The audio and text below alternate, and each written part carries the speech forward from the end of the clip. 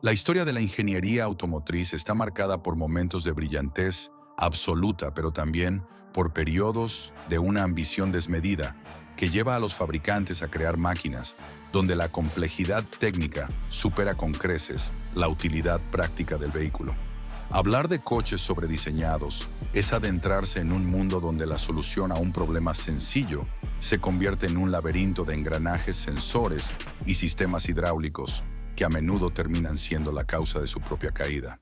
Este fenómeno ocurre cuando los ingenieros reciben libertad total sin un filtro comercial que los detenga, resultando en obras maestras de la complicación que fascinan a los entusiastas, pero aterran a los mecánicos. Dale like, suscríbete y comparte. Comencemos.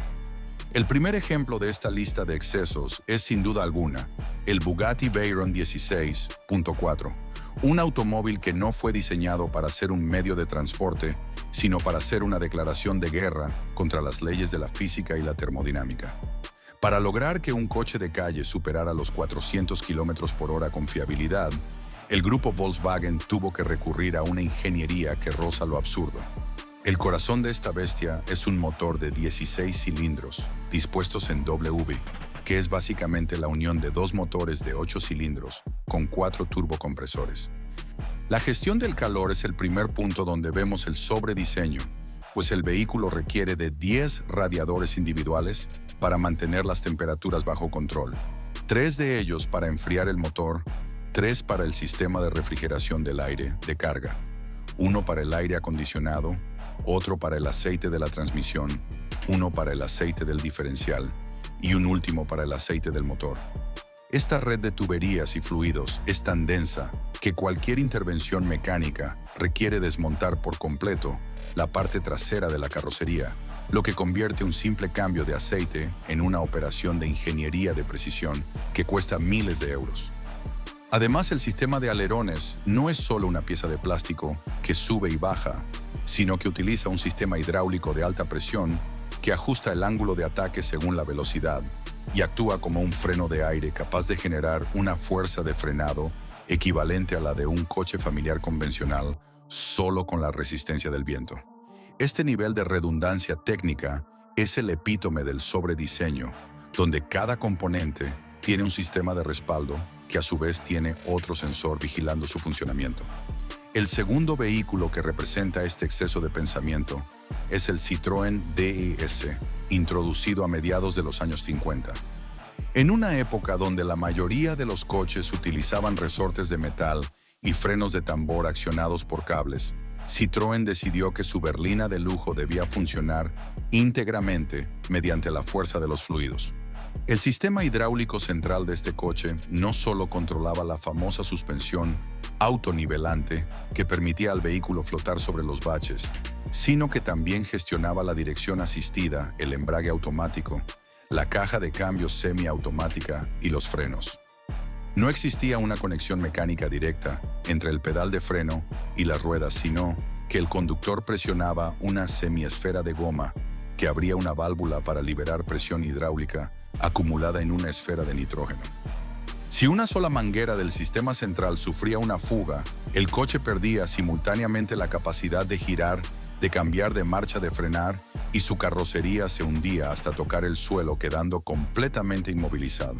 Los ingenieros franceses crearon un sistema nervioso central tan avanzado que incluso hoy en día resulta difícil de reparar sin herramientas especializadas fabricadas hace 70 años. El coche era capaz de cambiar un neumático sin usar un gato mecánico, simplemente elevando la suspensión de un lado y colocando un soporte fijo, una solución elegante, pero que requería una red de esferas y tuberías que convertían el vano motor en un caos de metal y aceite verde que goteaba ante la mínima falta de mantenimiento. Avanzando en la cronología, llegamos al tercer puesto ocupado por el Aston Martin Lagonda, de finales de los años 70 y principios de los 80. En este caso, el sobrediseño no fue mecánico, sino electrónico. En una era donde las computadoras ocupaban habitaciones enteras, Aston Martin decidió que el tablero de instrumentos de su sedán debía ser completamente digital y controlado por paneles táctiles capacitivos. El sistema utilizaba pantallas de rayos catódicos que generaban tanto calor que el interior del coche podía volverse insoportable si no se contaba con el aire acondicionado al máximo. Para gestionar esta interfaz, los ingenieros tuvieron que diseñar placas de circuito impreso personalizadas que eran extremadamente sensibles a las variaciones de voltaje de la batería.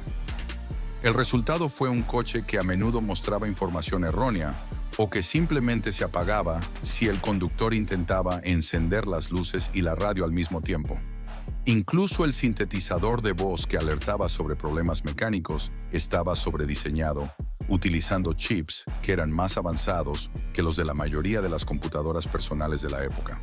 Fue un caso claro de ambición tecnológica que superó la capacidad de los materiales disponibles, convirtiendo un objeto de lujo en una pesadilla de cables y circuitos fundidos que nadie sabía cómo arreglar. El cuarto ejemplo nos lleva a Alemania con el Mercedes-Benz Clase S de la generación identificada con las siglas WB140, fabricado en los años 90. Este coche es conocido como el último Mercedes, diseñado sin importar los costos, y eso se traduce en un sobrediseño enfermizo en cada detalle oculto. Para evitar que las ventanas se empañaran o hicieran ruido, el coche utilizaba cristales dobles laminados con una cámara de aire en medio, algo que hoy solo se ve en edificios de alta eficiencia energética. Lo más famoso de su sobrediseño eran las pequeñas antenas metálicas que salían de las aletas traseras cuando el conductor ponía la marcha atrás para ayudarle a calcular la distancia, ya que los sensores de ultrasonido todavía no se consideraban lo suficientemente fiables para la marca. El sistema de cierre de las puertas y el maletero utilizaba bombas de vacío independientes que succionaban la puerta suavemente si el pasajero no la cerraba con suficiente fuerza, evitando el ruido de un portazo. Cada asiento tenía decenas de motores para ajustar no solo la posición, sino la firmeza de cada cojín de aire individual dentro del respaldo. Esta obsesión por la perfección mecánica llevó al vehículo a pesar más de 2 toneladas, lo que a su vez obligó a sobrediseñar los frenos y la suspensión para poder detener y mover semejante masa de ingeniería acumulada. Es un coche que funciona como un reloj suizo gigante, pero que contiene tantos puntos de fallo potenciales que su mantenimiento a largo plazo es una tarea heroica. Finalmente, el quinto integrante de este grupo es el Porsche 959, una máquina que fue diseñada originalmente para el Grupo B de rallies, pero que terminó siendo un laboratorio sobre ruedas para la calle. Su sistema de tracción total, identificado con las siglas PSK, era tan avanzado que podía variar el reparto de potencia entre los ejes, no solo basándose en el deslizamiento de las ruedas, sino también en la aceleración lateral, la posición del acelerador y la presión del turbo. Para lograr esto utilizaba un complejo sistema de embragues húmedos controlados electrónicamente, que era infinitamente más complicado que los sistemas mecánicos de la competencia. El motor de 6 cilindros Boxer utilizaba culatas refrigeradas por agua, mientras que el bloque estaba refrigerado por aire, una solución híbrida de enfriamiento que requería 2 sistemas de tuberías y radiadores diferentes, conviviendo en un espacio minúsculo. Además, las llantas de magnesio eran huecas y estaban conectadas a un sistema central de control de presión que detectaba fugas en tiempo real mediante sensores integrados en los bujes. Incluso la suspensión tenía 3 niveles de dureza y 3 niveles de altura ajustables, automáticamente, algo que en 1986 parecía magia negra. El 959 estaba tan sobrediseñado que Porsche perdía dinero con cada unidad vendida a pesar de su precio prohibitivo, ya que el costo de fabricar componentes con tolerancias tan estrictas superaba cualquier margen comercial lógico. Estos 5 coches comparten un hilo conductor: el deseo humano de alcanzar la perfección técnica sin considerar las consecuencias de la complejidad excesiva. El Bugatti Veyron nos enseña que la velocidad extrema requiere una infraestructura de enfriamiento que parece propia de una central nuclear. El Citroën DS nos muestra que sustituir los cables por fluidos crea una experiencia de conducción celestial, pero una fragilidad estructural latente. El Aston Martin Lagonda es el recordatorio de que la electrónica no debe ir por delante de la fiabilidad. El Mercedes-Benz Clase S demuestra que el lujo absoluto a veces se traduce en un peso excesivo y una cantidad de motores eléctricos que tarde o temprano dejarán de girar. Y el Porsche 959 queda como el testamento de una época donde la computación empezó a dictar cómo debía comportarse el metal sobre el asfalto. El sobrediseño en estos casos no es necesariamente un defecto de ingeniería, sino más bien un exceso de amor por la solución técnica. Los ingenieros que crearon estas máquinas no se preguntaron si era necesario colocar 10 radiadores o una antena retráctil para aparcar. Simplemente se preguntaron si podían hacerlo, y la respuesta fue un rotundo sí, que quedó grabado en la historia del automóvil.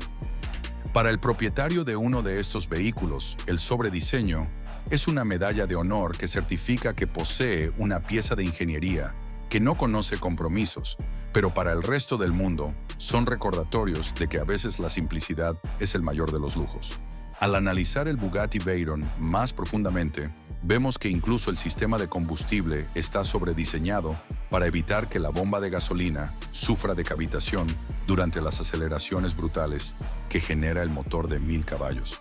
Utiliza un sistema de tanque dentro del tanque con múltiples bombas trabajando en etapas coordinadas. Si una bomba falla, el coche entra en un modo de protección que limita la velocidad de manera inmediata para evitar que el motor se quede sin mezcla y explote por el calor acumulado en las cámaras de combustión. En el caso del Citroën DS, la complejidad llegaba incluso a los faros, que en las versiones finales estaban conectados físicamente a la dirección mediante cables para girar con las ruedas, permitiendo ver el interior de las curvas. Este mecanismo era puramente mecánico y requería ajustes precisos cada vez que se desmontaba el frente del vehículo. El Aston Martin Lagonda, por su parte, tuvo que ser rediseñado a mitad de su vida comercial para sustituir los paneles táctiles por botones físicos, porque los conductores no podían operar el sistema con guantes o con los dedos fríos, lo que demuestra que el sobrediseño a veces olvida la ergonomía humana básica. El Mercedes-Benz doble MIPR 140 introdujo también un sistema de bus de datos bajo las siglas CAN-bus para que los diferentes módulos electrónicos pudieran hablar entre sí. En aquel entonces, esta tecnología era tan nueva en los coches que Mercedes tuvo que fabricar sus propios conectores y cables blindados para evitar interferencias electromagnéticas que pudieran causar que el coche abriera el maletero de forma espontánea al pasar cerca de una torre de radio. Finalmente, el Porsche 959 era tan complejo que cuando se enviaba a revisión, los mecánicos de los concesionarios estándar no tenían permitido tocarlo. El coche debía ser enviado directamente a la fábrica en Stuttgart, donde un equipo de especialistas que habían participado en su construcción se encargaba de verificar cada uno de los sistemas hidráulicos y electrónicos bajo microscopio si era necesario. Esta es la realidad de los coches sobrediseñados, máquinas que existen en una dimensión distinta a la de los vehículos convencionales, donde la ingeniería no sirve al coche, sino que el coche es un templo construido para adorar a la ingeniería. La obsesión por el detalle en el Bugatti Veyron se extendía hasta los neumáticos desarrollados específicamente por Michelin para este modelo. Cada neumático costaba una fortuna y solo podía ser montado en la llanta en la fábrica de Bugatti, en Francia, porque el proceso de pegado del caucho a la llanta era crítico para evitar que la rueda se desintegrara por la fuerza centrífuga a 400 km/h. Además, después de 3 cambios de neumáticos, Bugatti obligaba al propietario a cambiar las llantas completas para asegurar que no hubiera microfisuras invisibles al ojo humano. Esto no es solo mantenimiento, es un protocolo de seguridad aeroespacial aplicado a un coche de calle. Si miramos al Citroën DS, vemos que su techo estaba fabricado en fibra de vidrio para bajar el centro de gravedad del coche, una decisión muy avanzada para 1955, pero que requería juntas de sellado especiales que inevitablemente terminaban filtrando agua con el paso de los años. El sobrediseño aquí intentaba resolver un problema de dinámica vehicular, pero creaba un problema de habitabilidad a largo plazo.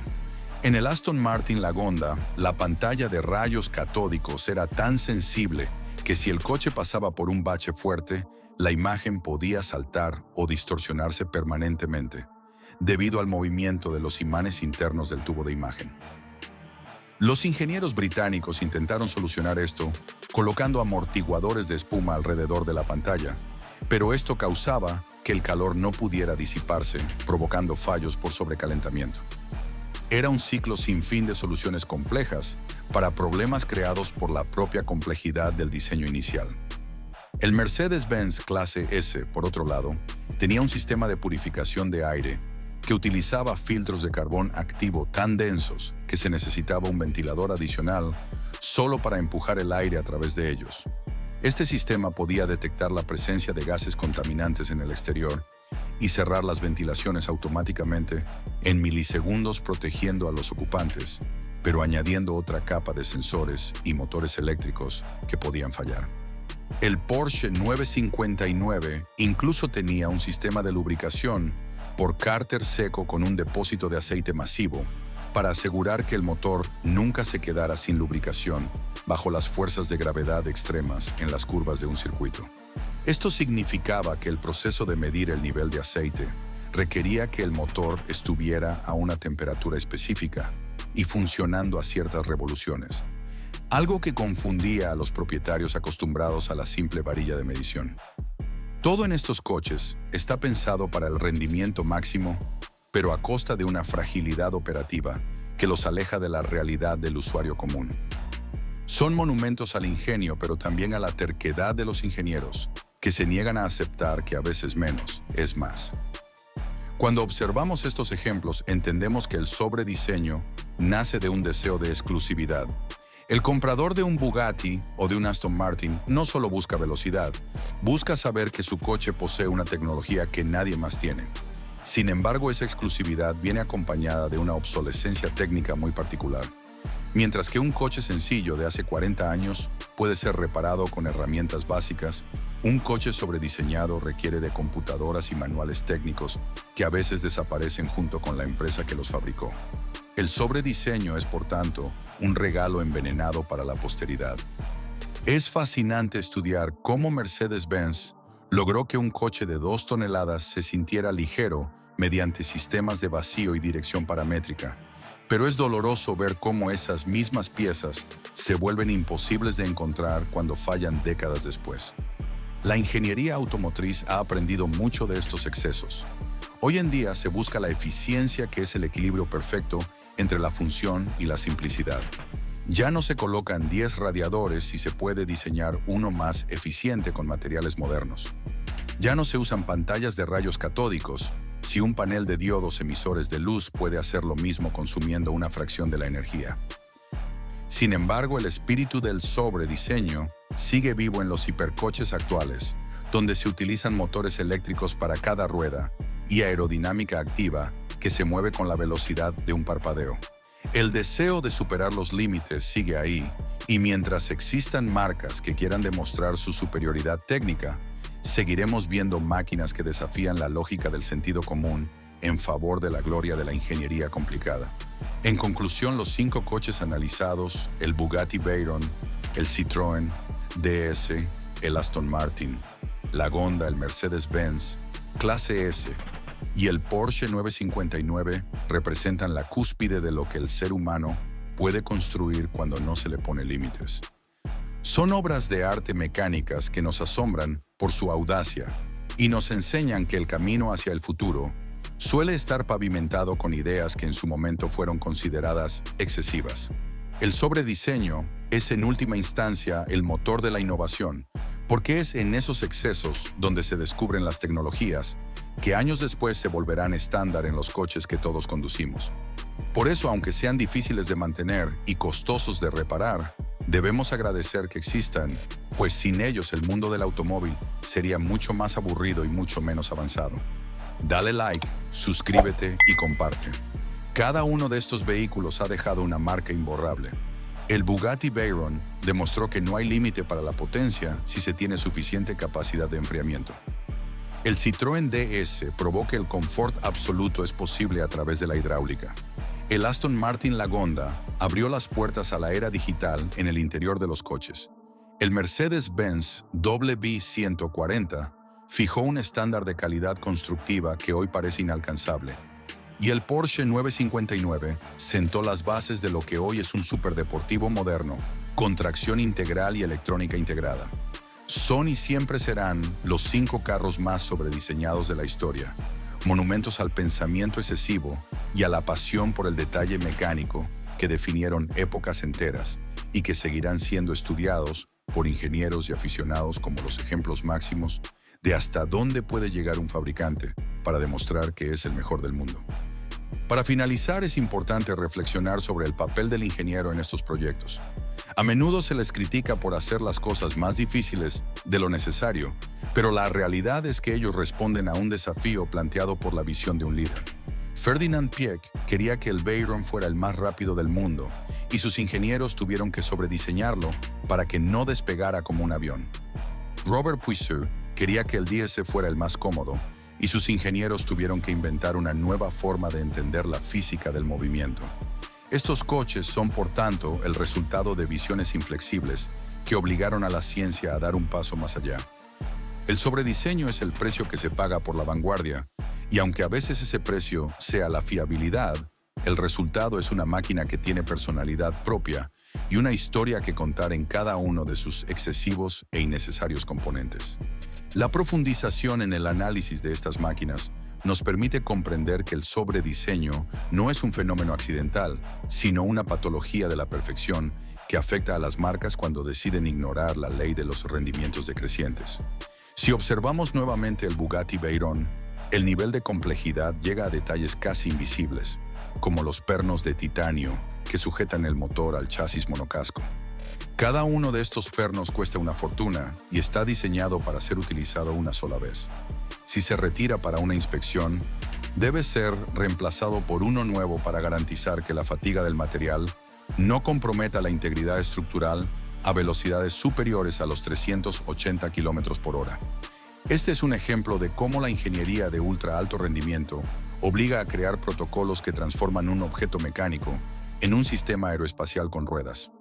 El coche no solo tiene que lidiar con la fricción del aire, sino con la deformación de sus propios componentes bajo el estrés térmico de un motor que genera suficiente calor como para calentar varias viviendas en pleno invierno. En el caso del Citroën DS, el sobrediseño se extendía a la forma en que el vehículo interactuaba con el conductor a través de la retroalimentación táctil. El pedal de freno, que como se mencionó, era una semiesfera de goma, tenía un recorrido de apenas unos milímetros. Esto se debía a que los ingenieros franceses consideraban que el tiempo de reacción del conductor disminuía si el pie no tenía que desplazarse físicamente para ejercer presión. Sin embargo, esto hacía que cualquier conductor no habituado al sistema terminara bloqueando las ruedas ante el más mínimo roce. Una solución técnica que priorizaba la eficiencia hidráulica por encima de la intuición humana. Además, el sistema de dirección estaba diseñado para centrarse automáticamente con una fuerza proporcional a la velocidad, utilizando una leva y un pistón hidráulico dedicados exclusivamente a esta tarea. Una complicación técnica inmensa solo para ofrecer una sensación de estabilidad que otros fabricantes lograban con una geometría de suspensión más sencilla. El Aston Martin Lagonda llevó el sobrediseño al campo de la ergonomía futurista de una manera que casi roza la ciencia ficción de bajo presupuesto. El volante, por ejemplo, en sus primeras versiones, no tenía radios convencionales, sino que era un aro que parecía flotar, diseñado así para no obstruir la visión de las pantallas digitales. Esta decisión obligó a rediseñar toda la columna de dirección para que pudiera soportar las cargas de torsión sin el apoyo estructural de un centro de volante sólido. Los botones del tablero eran interruptores táctiles de gas que, en teoría, nunca debían desgastarse porque no tenían partes móviles. Pero en la práctica, la humedad ambiental de Inglaterra penetraba en los sellos y activaba las funciones de manera aleatoria, provocando que el coche encendiera el claxon o los limpiaparabrisas a mitad de la noche. Era una lucha constante entre una visión de futuro digital y las realidades físicas de un entorno analógico y hostil. Si regresamos al Mercedes-Benz Clase S bajo las siglas WR140, debemos mencionar el sistema de calefacción residual. Este componente permitía que, una vez apagado el motor, una bomba eléctrica continuara haciendo circular el refrigerante caliente por el radiador de la calefacción durante 20 minutos para mantener el habitáculo caliente mientras el dueño hacía un recado. Era una solución brillante para el invierno alemán, pero añadía una bomba de agua adicional, válvulas de control electrónico y una gestión de la batería que a menudo fallaba después de 5 años de uso, dejando al propietario con una factura de reparación inmensa por una función que apenas utilizaba. Incluso los espejos retrovisores interiores eran eléctricos y estaban vinculados a la memoria del asiento, utilizando 3 motores pequeños solo para que el conductor no tuviera que estirar el brazo 10 centímetros. Este es el corazón del sobrediseño. Gastar recursos masivos en automatizar gestos humanos que no suponen esfuerzo alguno. El Porsche 959, por su parte, utilizaba un sistema de gestión del motor que era capaz de detectar el octanaje de la gasolina y ajustar el encendido y la presión de los turbocompresores en tiempo real para evitar la detonación. En 1986, esto requería una capacidad de procesamiento que obligaba a Porsche a utilizar microchips que en ese momento estaban bajo restricciones de exportación tecnológica en algunos países. El coche no era solo una máquina, era una computadora que controlaba una explosión controlada. El sistema de escape también estaba sobrediseñado, utilizando materiales como el Inconel para soportar las temperaturas de los gases de salida que podían fundir el acero inoxidable común. Cada componente del coche era una pieza de joyería técnica diseñada para un escenario de fin del mundo que nunca llegaría a ocurrir en una calle pública. La consecuencia directa de estos excesos es la creación de una brecha generacional en la mecánica. Los técnicos actuales, acostumbrados a conectar una computadora y leer un código de error, se encuentran perdidos ante la lógica hidráulica de un Citroën o la red de vacío de un Mercedes-Benz antiguo. El sobrediseño crea máquinas que son, en esencia, huérfanas tecnológicas. Sin embargo, hay una belleza intrínseca en esta complicación. Cuando todo funciona en un Clase SW Beer 140, la sensación de aislamiento y solidez es tan perfecta que hace que los coches modernos, con sus plásticos ligeros y pantallas de cristal líquido baratas, se sientan como juguetes desechables. El sobrediseño era la forma en que las marcas demostraban que no solo vendían un producto, sino una herencia de excelencia técnica innegociable. Al final, el Bugatti Veyron cerró una era y abrió otra. Fue el último de los grandes proyectos de vanidad técnica donde el presupuesto no era un obstáculo. Hoy en día, la ingeniería se centra en la eficiencia energética, lo que irónicamente está llevando a un nuevo tipo de sobrediseño, el del software. Los coches eléctricos modernos tienen millones de líneas de código para gestionar la entrega de torque en microsegundos, tratando de emular mediante algoritmos lo que el Porsche 959 intentaba lograr con embragues y válvulas. La complejidad no ha desaparecido, simplemente se ha vuelto invisible, pasando de las manos del mecánico que mancha sus dedos de aceite a las del programador que analiza datos en una pantalla. Pero la esencia sigue siendo la misma, el deseo de construir una máquina que sea superior a cualquier otra, cueste lo que cueste y pese lo que pese. Dale like, suscríbete y comparte. Hasta la próxima.